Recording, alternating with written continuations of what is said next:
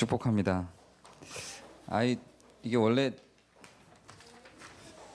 주례가 아니고 설교로 준비를 했는데 이거 주례로 했어야 되는, 원래 주례는 15분이고 설교는 30분인데 큰일 났네요. 이 분위기가 주례 분위기인데. 네. 일단 에베소서 5장 32절 33절 제가 읽도록 할게요. 이 비밀이 크도다. 나는 그리스도와 교회에 대하여 말하노라. 그러나 너희도 각각 자기의 아내 사랑하기를 자신같이 하고 아내도 자기 남편을 존경하라.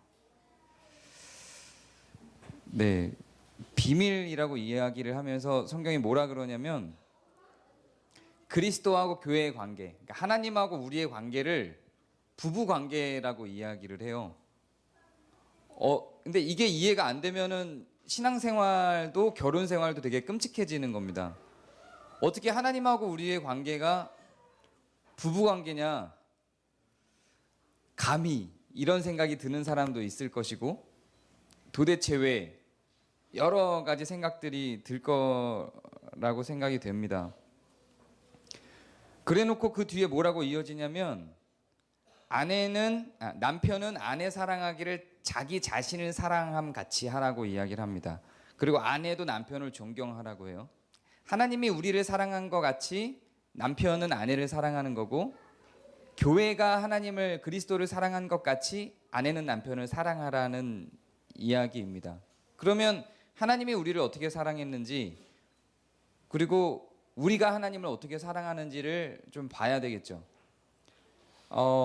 우리가 하나님을 사랑하는 방식은 사실은 순종에 있습니다. 그런데 그게, 순종은 최종적인 목표인 것이지 토를 달지 않는 순종을 성경은 이야기하지 않습니다. 토를 달지 않는 순종이라고 하는 개념이 우리에게 들어와서 사실은 한국교회 성도들이 많은 고통을 받아요. 하나님과 우리의 관계는 이유를 불문하고 무조건적으로 고개를 숙여서 우리를 다 내어드리는 관계로 가지 않습니다. 그렇게 가면 우리는 늘 우리의 신앙 자체가 그냥 억압 속에 있게 돼요. 우리가 순종하는 자로 나아가는 과정입니다. 우리가 순종할 수 있는 조건을 하나님에게서 찾는 겁니다. 결코 처음부터 그렇게 될 수 없어요. 긴 여정이 필요합니다. 성경의 인물 누가 처음부터 하나님한테 만나자마자 덥석 순종하고 나선 인물이 있었나요? 그런 인물은 없어요. 과정이 다 있습니다. 여정이 있어요. 하나님을 알아가는 그 여정을 구원의 여정이라고 불러요. 구원은 결국 하나님을 알아가는 거고 하나님이 순종할 대상이라고 여기게 되는 과정이에요. 처음부터 하나님을 순종할 대상이라고 여기지 않는다는 이야기예요. 계속 하나님과 싸워요. 고군분투해요. 시편을 한번 읽어보세요. 얼마나 하나님하고 다윗이, 고라 자손이, 솔로몬이, 그 위대한 믿음의 선진들이 하나님한테 윽박지르고 화내고 불평불만하며 싸운다니까요. 신앙이라고 하는 게 이런 거예요. 이게 인격적인 교제입니다. 이 인격적인 교제가 없이는 우리는 하나님께 순종할 수 없어요. 결과적으로 먼 훗날 순종하게 되기까지 우리가 한 걸음 한 걸음을 불순종하고 싸우고 의사소통하면서 가는 거예요. 우리는 우리의 소리를 하나님께 내는 겁니다. 그게 없으면 우리 신앙은 성장할 수 없어요. 의심이 들면 물어보시고 불만이 있으면 얘기하는 거예요. 그래야 하나님과 우리의 관계가 좁혀져요. 의심이 있어도 물어보지 못하고 무조건 순종해야 되라고 입을 가만히 닫고 있으면 하나님에 대해서 우리가 알 수가 없습니다. 알아야 돼요. 한국이 갖고 있는 유교적인 생각 때문에 사실은 부부관계를 맺고 살아가는데 대체적으로 여자들이 말을 못하고 억압 속에 살죠. 그러다가 아이를 둘 셋 낳고 나이가 40, 50 가면 그동안 억압됐던 것들이 다 갑작스럽게 증폭되면서 빵 터지죠. 그때부터 이제 그 전에 있었던 주객이 전도가 돼요. 그리고 이제 여자의 목소리가 더 커지게 되죠. 그렇게 되는 게 자연스러운 거예요. 왜냐하면 그동안 억압을 당했으니까. 근데 건강한 건 아닙니다. 그렇게 되는 게 아니라 불만이 있는 것들을 꾸준히 계속 이야기를 해서 하나하나 맞춰져 갔어야 하는 거예요. 아내가 문제가 있었던 것들, 이해가 안 되는 것들을 얘기를 해서 하나하나 맞춰져 갔어야만 했던 거예요. 그게 신앙생활입니다. 결코 신앙은 무조건적 순종에 있지 않고 순종할 만한 대상으로서의 하나님을 발견하는 데 있는 겁니다. 그걸 위해서는 싸워야 되는 거예요. 하나님과. 제 말이 무례하다고 생각되면 시편을 읽어봐 주세요. 그렇지 않으면 우리의 신앙은 출발할 수 없어요. 우리의 신앙을 갖고 인격적 교제라고 하잖아요. 하나님을 인격적으로 만났냐고 물어보잖아요. 인격적으로 만나셨나요? 보통 인격적으로 만났냐고 물어볼 때 우리는 어떻게 생각하죠? 갑자기 뭔가 등골이 오싹해져서 짜릿한 다음에 이렇게 뭔가 찌릿해갖고 성령 집회를 통해서 만나는 그 만남을 인격적 만남이라고 오해를 해요. 인격이 뭔데요? 그게 인격인가요? 인격은 상대방의 지정의, 우리에게 담겨있는 지정의를 서로 교통하는 게 인격이에요. 내 인격이 부족하고 하나님의 인격이 완결돼 있죠. 그 안에서 인격적인 교제가 일어나려면 아플 수밖에 없어요.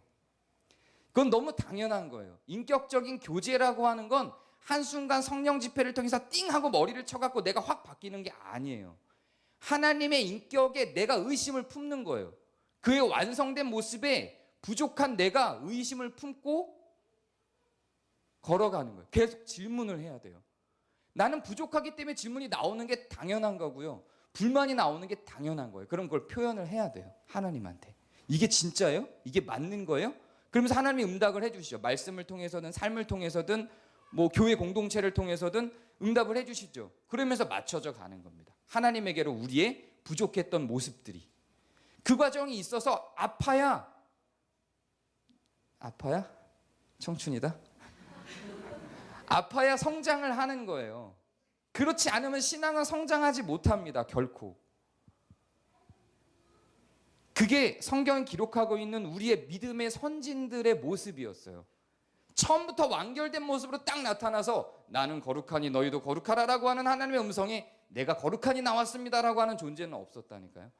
다 부족한 모습에서 출발해서 하나님과 싸움을 하다가 왜 야곱의 씨름이 성경에 기록돼서 우리한테 그게 계속 전수돼요? 그거 이해 안 되지 않아요?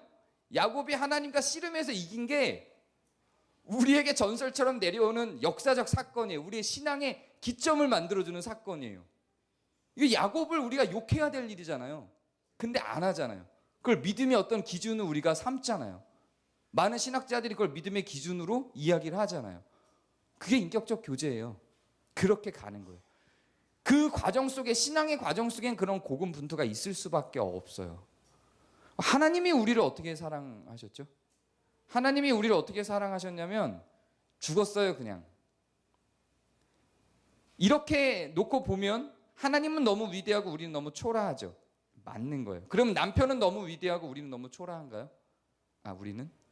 여자는 너무, 아내는 너무 초라한가요? 그렇게 성경은 설정하고 있지 않습니다. 우리가 문화적 코드로 성경을 바라볼 수 있어야 돼요.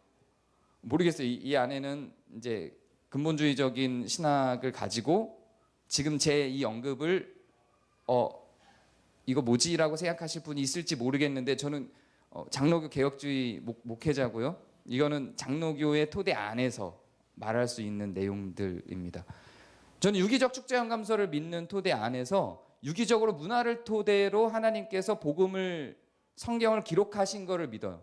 그렇기 때문에 성경 속에 들어가 있는 그 내용을 그 문자 그대로 지금 이 시대에 적용할 수 없다고 저는 생각을 합니다.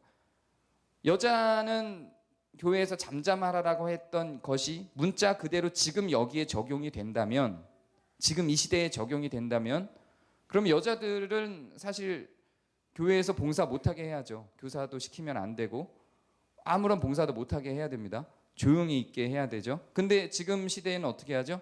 여자들이 구역장 다 하고 있고요. 주일학교 교사 다 하고 있죠. 그런 거예요. 성경에 나타나 있는 어떤 시점의 내용, 또 그거는 구약하고 신약도 달라져 버려요. 성경 내에서도 문화적 변화들이 있죠. 그런 측면에서 저는 이 내용도 이해를 합니다. 그 시대에는 남자가 절대적 주권을 갖고 있었고 남자들이 많이 배웠고 하는 문화적 상황들이 있었기 때문이라고 생각을 하지, 반드시 여자가 남자에게 순종하고 남자가 여자의 주도권을 갖고 있어야 된다고 전 이 시대에서는 그렇다고 생각하지는 않습니다. 이건 상호 보완적인 관계라고 생각을 합니다. 아내도 남편 사랑하기를 십자가에 못 박힐 만큼 목숨 걸고 하는 거예요. 남편도 아내 사랑하기를 그렇게 하는 거고요. 아내도 남편한테 가기를 우리 믿음의 선진들이 교회가 그리스도에게 갔던 것처럼 순종할 만한 대상인가를 찾아내며 하나하나 차이와 다른 점들을 극복해내며 가는 과정을 갖는 거예요. 남편도 아내한테 가기를 그렇게 하는 겁니다. 서로 그렇게 하는 거예요. 서로 그렇게 하는 건데 그것을 이론적으로는 이렇게 생각을 하죠. 그러면 직접 말로 표현할 때 어떻게 했는지를 기록을 통해서 확인을 해볼게요. 시편 42편 11절을 보면 내 영혼아 네가 어찌하여 낙심하며 어찌하여 내 속에서 불안해하는가. 너는 하나님께 소망을 두라.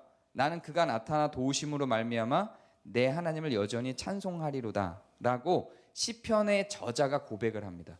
시편의 저자가 하나님께 고백을 하는데 내 영혼이 낙심했어요, 불안해요 라고 이야기를 하는 거예요. 나 낙심했어요, 불안해요. 그리고 하나님께 내가 소망을 둘게요 라고 이야기를 하는 거예요. 완결된 성숙한 모습이 아니라는 고백을 시편의 저자가 하는 겁니다. 나 낙심했어요, 불안해요, 하나님께 소망을 둘게요는 뭘 의미하는 거죠? 내 낙심을, 내 불안을 고쳐주세요 라고 이야기를 하는 거예요. 나 낙심했어요 라고 하나님을 대상으로 이야기를 하는 거예요. 내 낙심을, 내 불안을 해결해 줄 존재가 당신이에요 라고 이야기를 하는 겁니다. 하나님이 우리에게, 이게 이제 우리가 하나님께 한 고백이에요. 하나님이 우리에게 한 고백도 있어요. 나는 내 사랑하는 자에게 속하였고, 이게 하나님이 우리에게 하는 고백이에요. 하나님이 우리 안에 속했대요. 이게 무슨 신성 모독적인 말씀이 성경 안에 있어요. 하나님이 우리 안에 속했대요. 나는 내 사랑하는 자에게 속하였고 내 사랑하는 자는 내게 속하였으며, 이렇게 기록을 합니다. 하나님의 고백이에요. 이건 아가서니까 시편이니까 그렇지, 아니요, 천만의 말씀이요. 요한복음 17장 22절을 보면 동일한 말씀이 기록되어 있습니다. 내게 주신 영광을, 예수님이 하나님께 기도하는 내용이에요.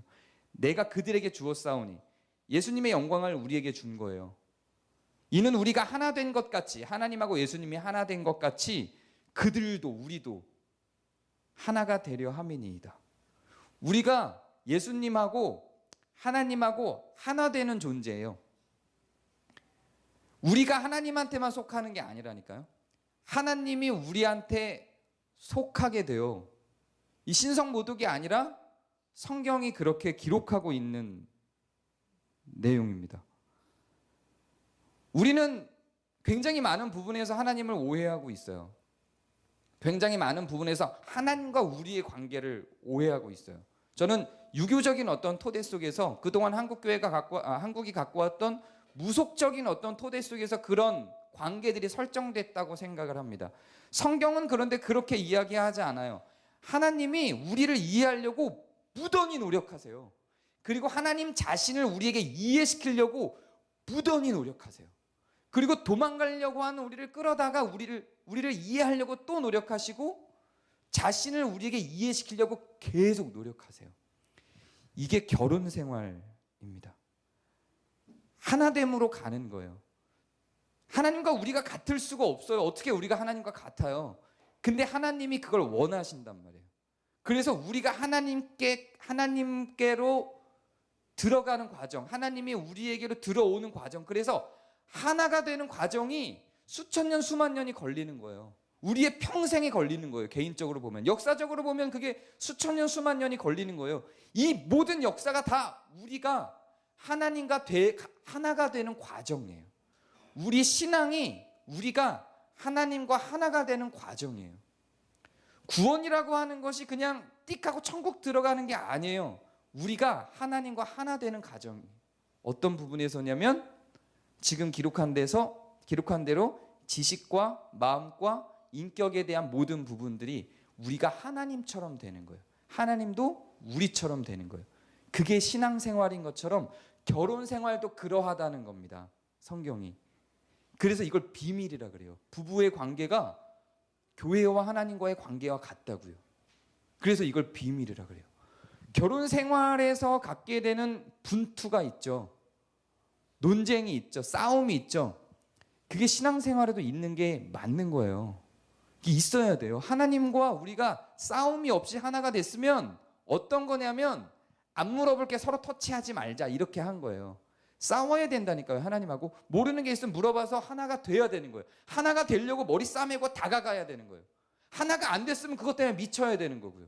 하나님, 내가 당신과 하나가 아닌 것 같아요. 난 당신이 이해가 안 돼요. 어떻게 내 삶이 이래요? 어떻게 이 세상이 이래요? 이렇게 싸워야 되는 거예요. 그 과정이 없으면 하나님하고 우리가 하나가 못 되죠. 신앙이 그런 것처럼 결혼 생활도 그러합니다. 우리는 부부 관계를 하나가 되기 위해서 계속 고군분투하며 가는 관계로 성경은 이야기를 합니다. 시대가 변해서가 아니라 사실은 옛날부터도 이 성경의 주장을 파괴하려고 하는 많은 가정에 대한 가치와 사상들이 존재를 했죠. 그래서 지금 이 시대에만 존재하지 않아요. 역사 속에 계속 이런 주장들은 있어 왔어요. 부부가 건강하려면 서로 터치하지 않는 것이다. 서로 관계하지 않는 것이다. 차라리 멀어져 있는 것이다. 이게 부부다. 그래야 더 건강하게 살아간다라고 주장하는 사람들이 있죠. 그렇게 해서 서로 건드리지 않고, 그러면 어떤 관계냐? 경제적 공동체 아니면 요즘엔 경제적 공동체로도 안 서 있기도 해요. 아니면 그냥 밤에 잠자리만 같이 하는 관계? 뭐 더 이상이 없어요. 그렇지 않습니다. 부부는 모든 것이 다 하나가 되어져고 하는 관계로 설정하도록 성경이 이야기를 합니다. 저는 여기에 사람이 갖는 근본적인 복이 있다고 생각해요. 여기서 복은 행복을 이야기합니다. 사람이 갖는 근본적인 행복이 여기에 있다고 생각합니다. 가정을 해체해도 되는 수준으로 현대사회는 계속 끌고 갑니다. 이건 현대사회만 나와 있는 게 아니에요. 역사 속에 계속 있었어요. 계속. 그러나 가정은 견고하게 계속 유지되어 왔죠. 왜요? 인간이 이걸 떠나서 생존할 수가 없어요. 이게 여기에 가장 큰 행복이 있는 거 인간이 그냥 근본적으로 아는 거예요. 가장 좋은 건 부부관계를 맺어서 하나가 되는 것이지만 그게 안 되는 상황이라면, 바울처럼 그걸 포기해야 되는 상황이라면 다른 방편을 통해서도, 그래서 공동체가 필요한 거죠. 공동체를 통해서라도 이러한 하나됨의 관계들을 맛보고 살아가는 것이 우리에게 행복이에요.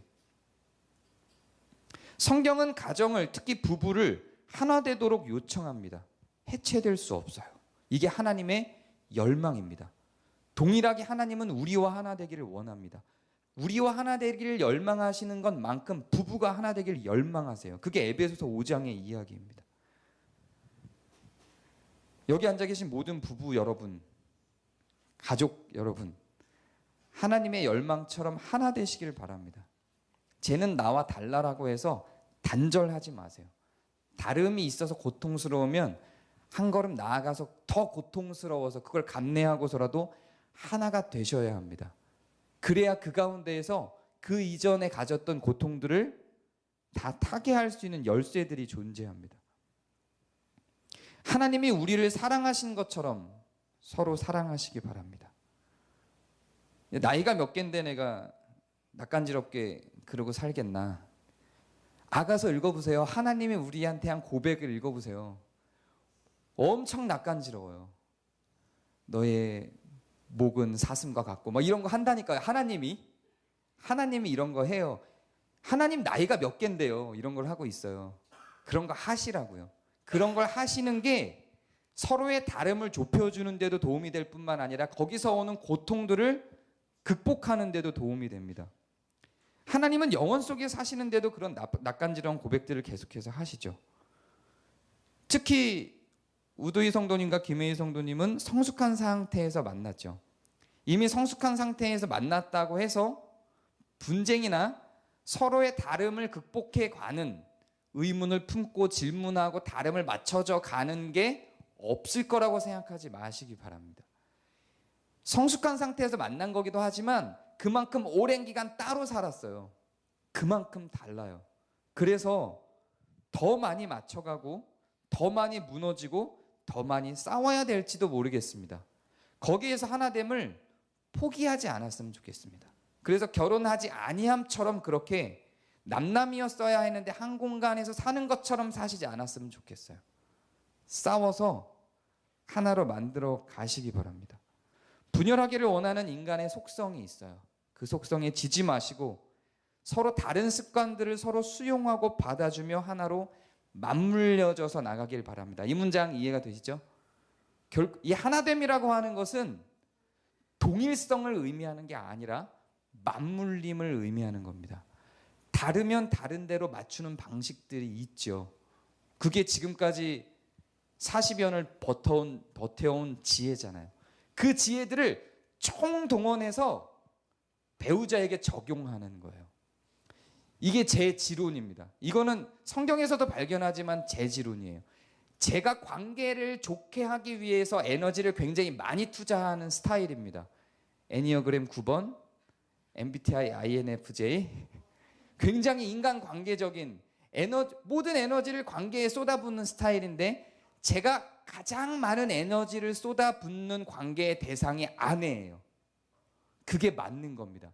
그동안 40여 년간 살아오면서 습득한, 아이들을 가르치며 사업을 하며 습득한 관계의 지혜들이 있잖아요. 그 지혜를 이젠 편했으니 내 사람이니 이 사람한테까지 그 에너지를 쓰고 싶진 않아. 집에 들어오면 나는 에너지를 안 쓰고 그냥 퍼져버리고 싶어라는 생각을 버리시고 그 모든 에너지와 지혜를 집약해서 배우자에게 쓰는 거예요. 그렇게 해서 배우자가 잘 맞물려서 하나가 되면 집은 행복한 공간이 돼요. 편안한 공간이 되고요. 우리가 똑같은 삶을 살고 서로 맞출 일이 없다면 서로 끌리지도 않아요. 나랑 똑같은 사람이랑 맞출 일 없이 그럼 같이 살 이유도 없어요. 만날 이유도 아마 없었을 겁니다. 다르기 때문에 만났고 다르기 때문에 끌려요. 다르기 때문에 보완이 됩니다. 그렇다면은 맞출 일들이 서로 양보할 일들이 생기는 거예요. 톱니가 아구가 이렇게 맞아 들어가야 되는데 내가 여기를 차지하겠다라고 하면 이렇게 똑같아지겠다고 하면은 톱니가 튕겨 나가겠죠. 아니면 서로 똑같아지기 위해서 톱니를 다 갈아버리자고 하면 톱니의 역할을 제대로 수행할 수 없겠죠. 그렇게 서로 맞물려 가는데 시간이 필요할 겁니다. 지금까지의 시간들 40여 년이라는 시간을 다 보내고 이 자리까지 왔지만 아마 그 시간을 다 더 써야만 하게 될지도 모릅니다. 우리 인간과 하나님이 하나 되기 위해서 하나님도 수천 년 수만 년의 역사 동안 맞춰가고 계신 것처럼 또 우리의 평생에 걸쳐서 우리가 하나님과 맞춰야만 하는 것처럼 그 하나됨을 위해서 그리스도께서 그 하나됨을 위해서 죽으셨던 것처럼 하나됨에도 시간도 필요하고 희생도 필요합니다. 하나됨을 위해서 사용하시는 시간과 각자의 희생을 아까워하시면 안 돼요.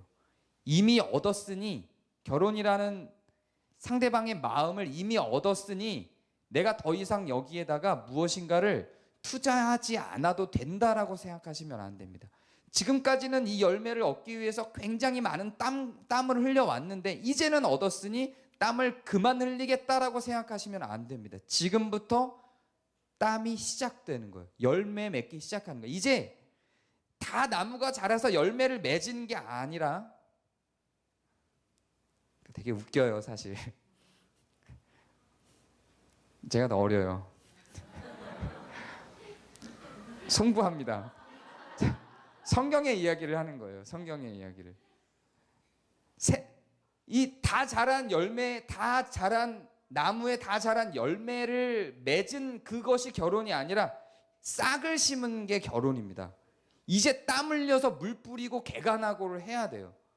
여기서 착각해서 결혼이 나무를 다 키워서 땀을 맺은 줄 알아요. 그래서 결혼 들어가고 나서 또 땀 흘리라고 싫어 그러고 새싹인 상태로 50년을 사는 거죠. 새싹인 상태로. 나중에 그 새싹도 죽어요. 싹도 죽고 뿌리만 겨우겨우 지탱하는 결혼 생활을 해요. 그러지 마세요. 이제 싹 심은 거예요. 이제 계속 땀 더 흘려야 돼요. 지금까지 흘린 땀은 비교도 할 수 없는 더 어마어마한 땀들을 흘리셔서 뿌리를 강하게 하고 나무를 만들고 열매를 맺고 풍성하게 만들어 가야 돼요. 그 풍성해졌을 때의 그 기쁨이 만만치 않습니다. 하나됨을 통해서 사용하는 그 모든 시간과 희생이 여러분에게 그 가정의 안락함으로, 여러분을 안정시키는 평안함으로, 안정감으로, 행복감으로 다 돌아오게 될 것입니다. 저를 비롯한 공동체도 한 마음으로 두 분 가정의 행복을 위해서 기도하겠습니다.